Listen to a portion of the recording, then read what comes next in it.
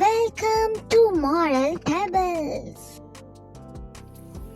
खरगोश और कछुआ।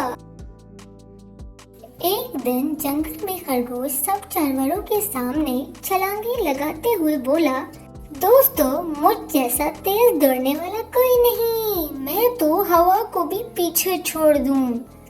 ये सुनकर कछुआ मुस्कुराया और बोला, खरगोश भाई, रफ्तार अच्छी चीज है, मगर जीत हमेशा मुस्तकिल मिजाजी वालों की होती है। खरगोश ने जोर का कहका लगाया और बोला, कछुआ भाई, अगर तुम मेरे साथ दौड़ लगाओ तो मैं सोकर उठूंगा और तब भी तुम मुझसे पहले मंजिल तक नहीं पहुंच पाओगे। सब जानवर हंसने लगे। कछुए ने पुरसकून अंदाज में कहा, चलो फिर देख लेते हैं, दौड़ का मुकाबला कर लेते हैं। दौड़ का आगाज हुआ। खरगोश हवा की तरह दौड़ा और कछुआ आहिस्ता आहिस्ता अपने कदम बढ़ाता गया। रास्ते में खरगोश ने सोचा, कछुआ तो बहुत दूर है, क्यों ना जरा नींद पूरी कर लूं। वो दरख्त के नीचे लेट गया और खर्राटे लेने लगा।